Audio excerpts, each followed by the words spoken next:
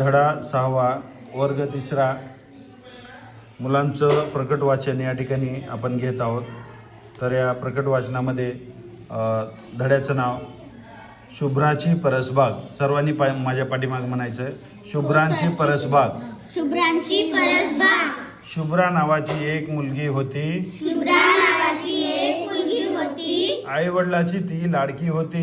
आई वडिलाची ती लाडकी होती। तिला फळभाज्या अजिबात आवडत नसत। तिला फळभाज्या अजिबात आवडत नसत। जेवणात फळभाजी केली जेवणात फळभाजी केली की ती नाक मुरडायची। चेहऱ्यावर नापसंतीचे भाव आणायची। चेहऱ्यावर नापसंतीचे भाव आणायची। न जेवताच तरातरा खोलीत निघून जायची। न जेवताच तरातरा खोलीत निघून जायची। तिला आई बाबा फळभाज्याचे महत्त्व पटवून सांगायचे। फळभाज्याचे महत्त्व पटवून सांगायचे। फळभाज्या खाल्ल्याने जीवनसत्व मिळतात। शरीराच्या वाढीसाठी त्या आवश्यक असतात। असे सगळे सांगून झाले होते। पण तरीही फळभाज्या खाण्याला शुभ्राचा कायमचा नकार असे।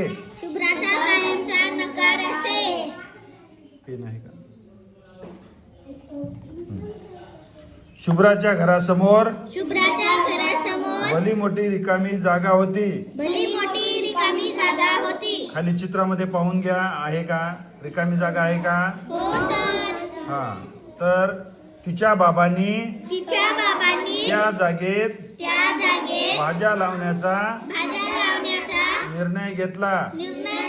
सुट्टीच्या दिवशी बाबांनी रिकामी जागा साफ केली। बाजारातून विविध भाज्याच्या बिया आणल्या।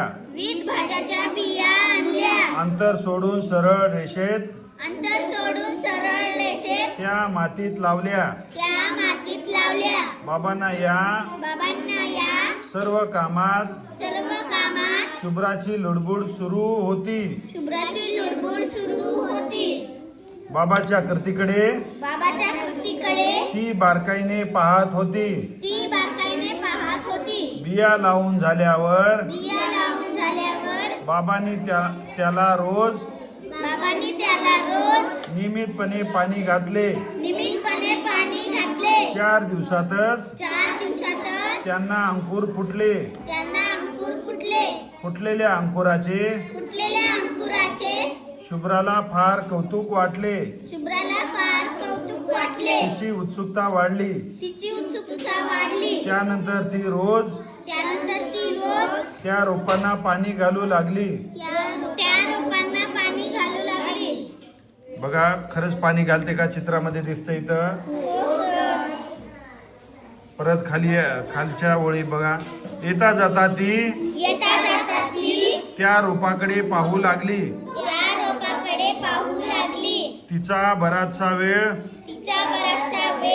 रोपाच्या सहवासात जाऊ लागला। हळूहळू भोपळा, वांगी, गवार, भेंडी, टोमॅटो या भाज्याची रोपे मोठी होत होती। या भाज्याची रोपे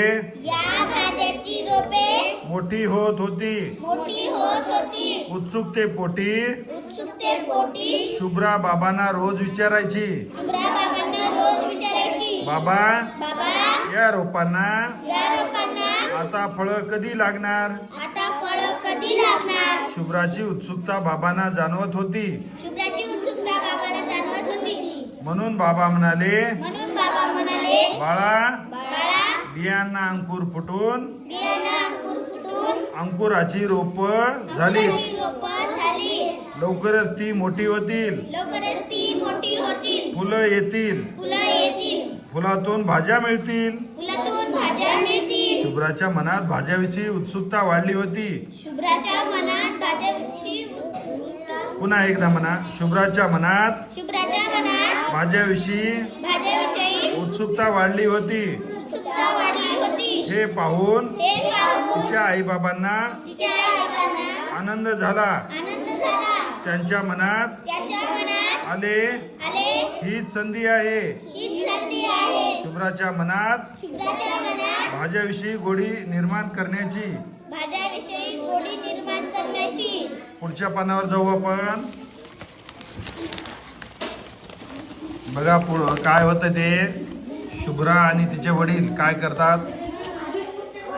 टोमॅटो, टोमॅटो, वांगी, वांगी, गवार, गवार, भेंडी भेंडी या रोपांना फुले आली. या रोपांना फुले आली. फुले पाहून फुले पाहून शुभ्राचा आनंद शुभ्राचा आनंद गगनात मावेना. गगनात मावेना. त्यानंतर त्यानंतर फुलातून फुलातून फळं तयार होत असल्याचे दिसू लागले. फुलातून फळं तयार होत असल्याचे दिसू लागले. फळं तयार होण्याचे दिसू लागले. शुभ्रा शुभ्रा आनंदाने हरकून गेली. आनंदाने हरपून गेली. ती आता रोज ती आता रोज त्या फळांना त्या फळांना हात लावून पाहतच होती. हात लावून पाहतच होती. फळांच्या स्पर्शाने फळांच्या स्पर्शाने शुभ्राच्या चेहऱ्यावर शुभ्राच्या चेहऱ्यावर हास्य फुलत होते. असे फुलत होते.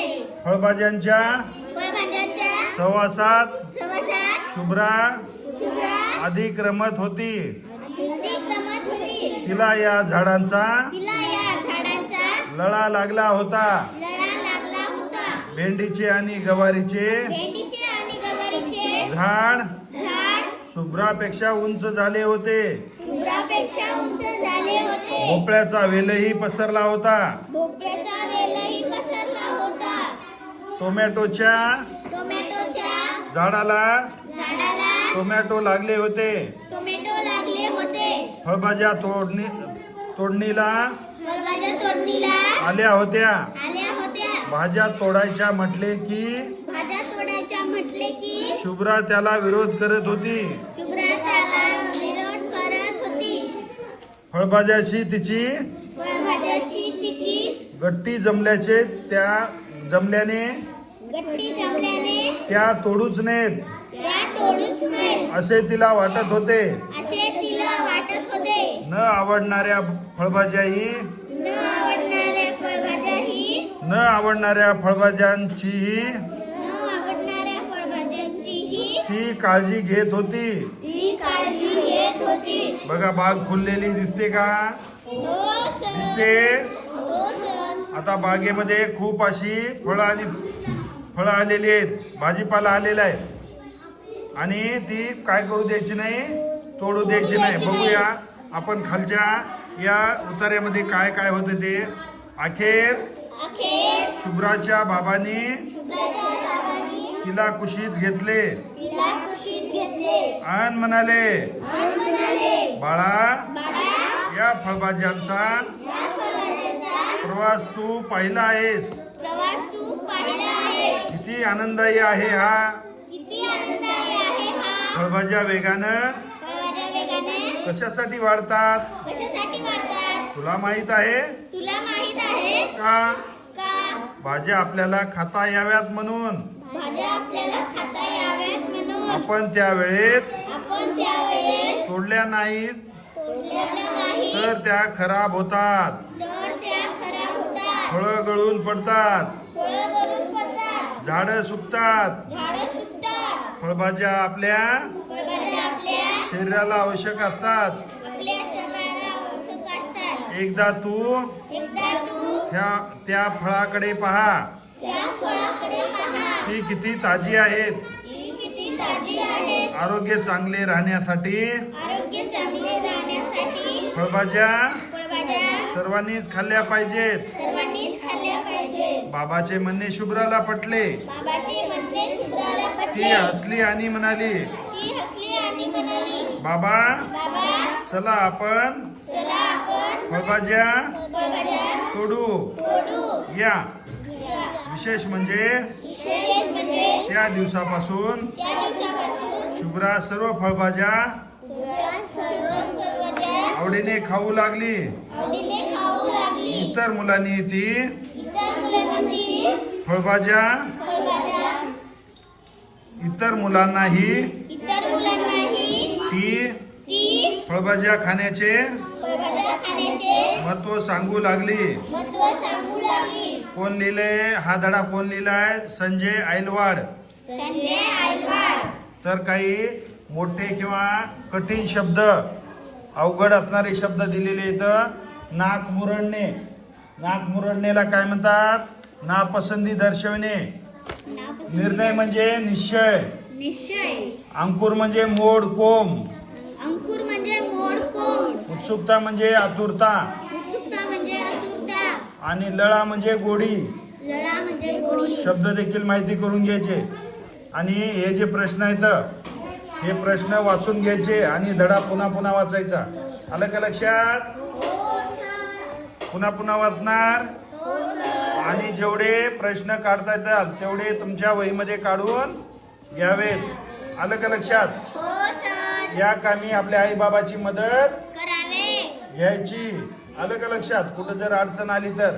आणि पुन्हा पुन्हा व्हिडिओमध्ये पाहून पुन्हा धडा वाचून घ्यायचा. आलं का लक्षात? हो सर. प्रत्येक शब्दावर आपण बोट ठेवून वाचलेलो आहेत आता. आलं? हो सर. ठीक आहे. ओके.